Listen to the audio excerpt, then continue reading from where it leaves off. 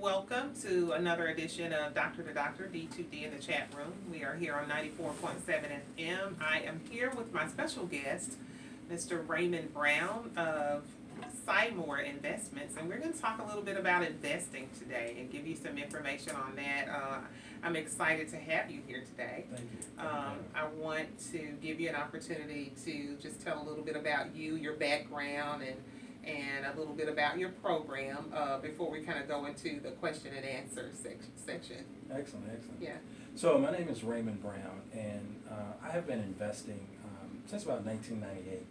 So in the seminars, I kind of age myself every time I say that because we're so far away from 1998 now.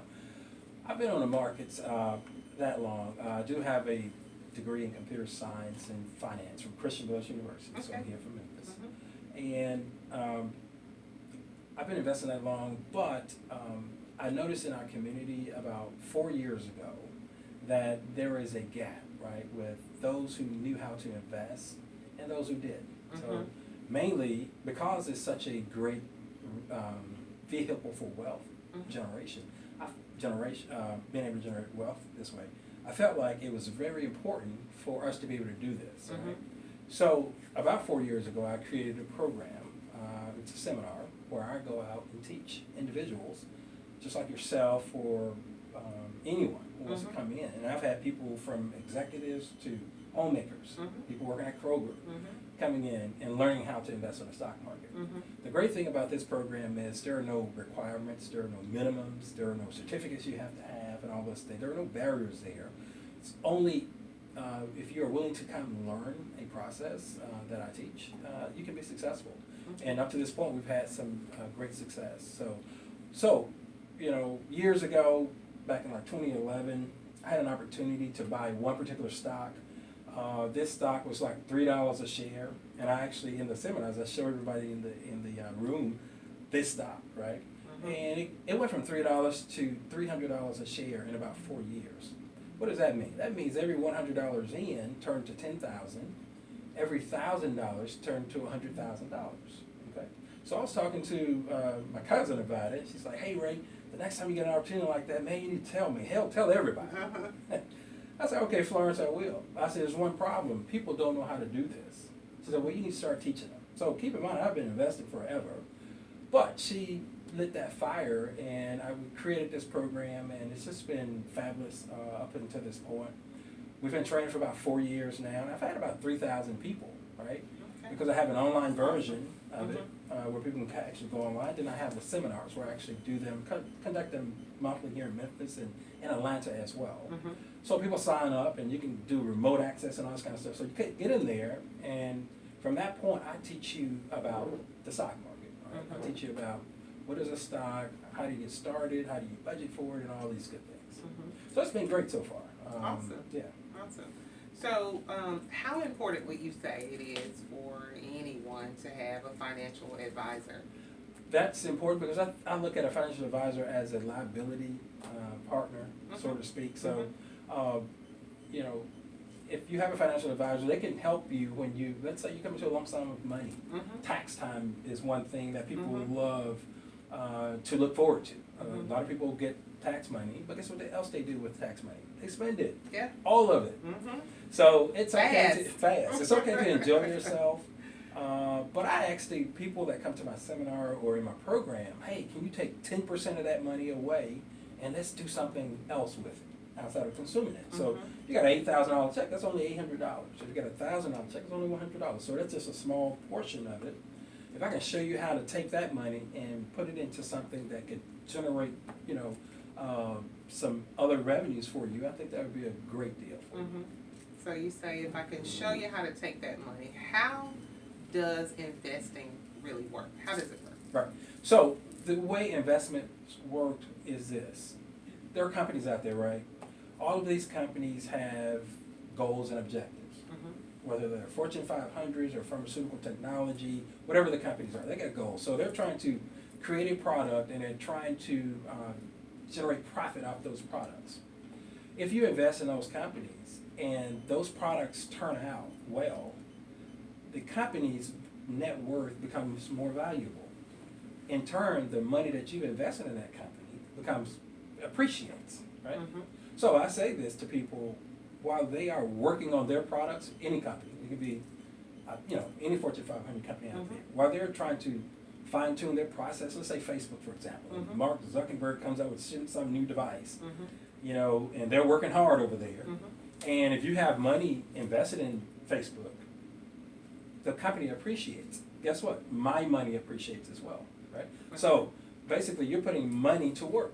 That's what they say. My money's working. You may be on vacation. You may be taking a But your vacation. money's working for you. Your money's working for you. And you have to have multiple streams of income out here Mhm. to survive because things are very expensive. And it gets more and more expensive. And these jobs typically give you 1, 2, 3, 4% raises, Mm-hmm. but your cost of living is jumping up 5, 10%. Mhm. So you become negative. And they give you a Mhm. credit card. Then you get in debt. So when I say they, I mean these Yeah. consumerism Mhm. society. They say, oh, give them a credit card instead of Mhm. giving you raises. Mm. So that's the beast you're fighting out here. So I tell people, hey, you have a responsibility to be wise with your money. So investing in the stock market is a wise decision. Okay. Why is risk tolerance so important, and how can I figure out what mine is? Yeah, exactly. So I like that question. Risk tolerance is this. The money that you're able to put in the market, the way I teach it, I want you to not miss that money. In other words, I want you to budget properly when you have a certain amount of money coming in, such that you can take a percentage of that money away, and you can push that money into the markets, and you can invest that money. Let's say, for example, a 401k, for example, like a corporate job. Mm-hmm. If you get in your 401k program, you say, okay, I'm going to sign up for 401k. You do 2, 3, 4, 5, 10%. You don't even think about that money anymore. Mm-hmm. Now you may go through the vehicles and say, what kind of risk do you want to take?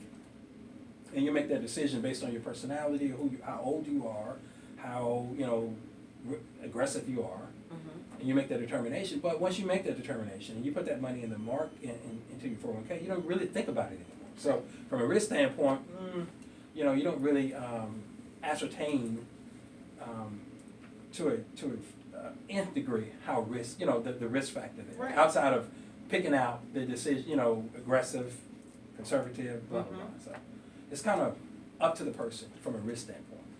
Are 401ks good?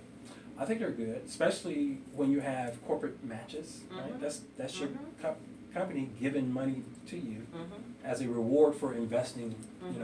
on the stock market or investing in the 401k. So Mhm. yeah, they're a very good program. So tell me, how do I get started? I want to invest. What do I do? Right. So let's talk about a couple of different things. So if you're in a corporate job Mm-hmm. and you're having a good salary, Mm-hmm. you can sign up into a 401k program or whatever the case is, and you're set. I mean, you're actually investing, right? Mm-hmm. But what my program does, and where the uniqueness of it, or I don't Mhm. call it service disruptor, but what it does is it thinks about the other people out there who may not have the luxury of a 401k, right? Mm-hmm. Because we know about barbers and beauticians, and we got family members who may be painters and all these stuff. What do they do? How do they retire, right? What truck drivers? If you work for a small company and that small company does not have a 401k, what are they doing right now? Right now, there's nothing out there. There's not a program available for them, right? Okay. What this program does is I bring all those people in, right? Mhm. Whether they're going to the online forum at Mhm. SolidMoreInvestments.com or Mhm. coming to my seminars. Mhm. I teach them how to get in there, open up a brokerage account, which is free of charge. The brokerage account is free of charge, and how to pick stocks and invest on a regular basis. Mhm. Right? So that can in turn be their vehicle for retirement, Mhm. because over year after year after year, you're buying these great companies where I show them how to pick companies out, how to buy them, what to look for. Mhm. You can actually use this to retire with. Mhm. Right? So that's how you can actually get started. What kinds of things do you look for with companies, and, Right. and who to choose? Thanks. So when, if I start a new job and I have to pick, they have all these lists of companies, like how do I know? Because I think most of us do eeny, meeny, miny, mo. Right, exactly. Or whatever looks Right. familiar, the name of the company.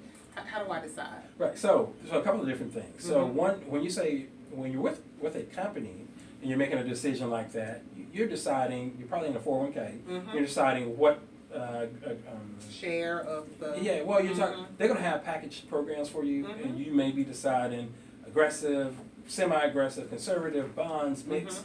They're going to do all the work behind the scenes for the 401k, right? In other words, you're going to say, okay, give me that category, and within that category, they're going to be like 100 stocks or whatever, and they're working behind the scenes to make that happen for you. So you kind of don't have to worry about too much of the details in that. Now, what my program does is this: I fill the gap with the people who don't have the 401ks, or people who have 401ks say, hey, but I still want to earn even more money on the markets. I go in there and teach you how to pick companies out, individual stocks out, right? Okay. With those individual stocks, there are certain things we look for, right? What kind of product is it? You know, is this company making money? You know, what category does the company belong to? Is it Fortune 500? Is it pharmaceutical, technology? You know, all sorts of things like that. Is it just a company I'm familiar with and I like it? So I kind of show them the details around that stuff and show them metrics to look for to pick out good companies. Of course, there are never any guarantees for anything, but we do make our best cases with what we have in front of us. What types of investments are available to just the average person? Oh, I love that question. So I'm you know, I've been doing this since '98. I remember when Amazon first came on board. There was something called AOL, and there's just all sorts of new technologies out there, and we knew it was going to be something good, but we didn't know what it was going to be back then. Right? AOL was dominant, right, and Amazon was making its way around. Who knew Amazon was going to be the behemoth it was today? Yeah. And AOL was going to be gone. You didn't know it at the time. No. But we had our hands around opportunities at that point, right? And keep in mind, I was in the market. So today, let's fast forward. Today we got electric cars coming up. We got the ride-sharing programs with Uber and Lyft. You got this marijuana industry that's, you know, whether I don't know what people feel about it, but it's going to be legalized. Yeah. So we say, hey, you know what? There lies some opportunity there. You know, autonomous vehicles and things like that. How can I get involved with that? Well, in the seminar, I show you and I teach you how to find stocks like that, right? Because we know the money is, the opportunity is there, and we think it's going to be successful. You can make money off that. So I'll show you how to go out there and find those. So you can invest in anything out here, right? Especially in the seminars. This is how detailed we get. So we know the electric cars, autonomous cars can be great, right? We say in seminars, well, how do they go with electric? What do they use? Batteries. What kind of batteries? Lithium. Then I take them to the details of where do they find lithium at? Mining companies. I show them how to go to mining companies and find those mining companies. Most of them sell for under $1 a share. Right? Those are the companies that go out there, find the material to make the batteries, to make the car work. That's the level of detail I'm teaching our people to do. Makes sense. Yep. Yeah. And you're investing very little money in there right now, and you're waiting, and boom. So, you know, going back to the analogy about the Amazon and the AOL and all of that, so, you know, and even the marijuana, when something comes on the scene and everybody is saying, oh, this may be a good investment, and then you got everybody that wants to jump in on the bandwagon, how successful the investment is, does that depend on how detailed they get with it? Whether they, you know, say the electrical cars, they get down to the battery part of it and not so much the overall. Is that it? Yeah, so there are some things you have to look for, and I say this as well in the seminars. Having a great concept is one thing, but you still need to have the management of that company has to be in order. They have to have a track record. The financing of the company has to be in order. In other words, does that company have seed money? Could they, you know, do they have big, powerful investors behind them making sure that company goes forward? So there are a lot of things you want to look for, not just the fact that they're doing electric cars or they got lithium. So yeah, there are some details beyond just the, you know, what they're advertising. So yeah, but those are details you do want to get a handle on. Okay. How crucial is it for diversity to be diversified? Right. Very crucial, because let's look at the economy today. We got this thing called a macroeconomic landscape. Macro means like the economy as a whole. You know, we had Barack Obama, you got Trump, we don't know who's going to be next. So the economy goes into what they call waves. Certain things are going to do, like defense does well under Republicans. When I say defense, I mean like the defense industry, war. Bush, prisons do well under Republicans. It's bad, but it does well under Republicans. It's such a shame. I tell people in our seminars that the night Trump was elected, you can Google this, all the prison stocks jumped through the roof the night he was elected. That's sad in one sense, because they figured, because of Republicans in office, right, things are going to get strict, people are going to get locked up. So all of the investors they ran all the prison stocks up. So I say all that to say this. Throughout the economy, over a period of time, certain industries are going to do well at certain times. So when you're diversified, and you're in it for the long haul, your portfolio is going to do well, right? Because at certain points in time, technology may be good, healthcare may be good, defense may be good, retail is good. So it just goes on and on. So, but if you got a solid portfolio that's diversified, you're gonna do well over the period of 5, 10, 15 years. So diversification is good. So having someone, a financial advisor, back to question number one, having that financial advisor, having someone like you that can teach us, how to become detailed in the way we look at investing is very important, because what I hear you saying is that you think about everything from who's in office, on down. On down. Yeah. Exactly. There are a lot of different things that you want to consider when you're in the stock market and you want to be successful at it. So yes. And I'm going to say this too. It could sound complicated, but some of my most successful stories have been people who had never touched a stock before. I have this one young lady. I have this course called Options Trading where I teach how to trade options contracts. She made $2,500 in 3 weeks. She had never touched it before. She's all on Facebook. They tag me all over the place. There's a merger last week. I think it was Sprint. Some company got approved for a merger. I had guys I went to high school with who was actually in that stock. He wrote a long letter. Raymond, this is great, because he was buying the stock forever. Yeah. The merger went through. His portfolio jumped through the roof. So I'm teaching people who had never touched a stock before how to do this. They can do it. It's just a matter of having the knowledge in front of you and having good information and applying a few things, and you'll be fine. So again, service disruptor in the sense that I'm going to open the markets directly from our street, from Beale Street to Wall Street. Right? There's no middleman into what we're doing. I teach you how to open up a brokerage account and teach you how to go out there and find great opportunities and how to take advantage of them. So how do people know, or how do you teach people when to bow out? I mean, you buy something, it does great. Yeah. Do you? Yeah. So I got a little threshold that I talk about a little bit as far as when to sell a stock. But I say this to people for the most part. Every year, let's say people who are not investing, because that's the number one question. Man, I'm going to lose my money. Yeah. First thing. Then I say this. I say, okay, from a year, if you're not investing and you're scared to get on the markets, every year you make, I say, whatever your salary is for the year. Let's say you make $70,000 a year.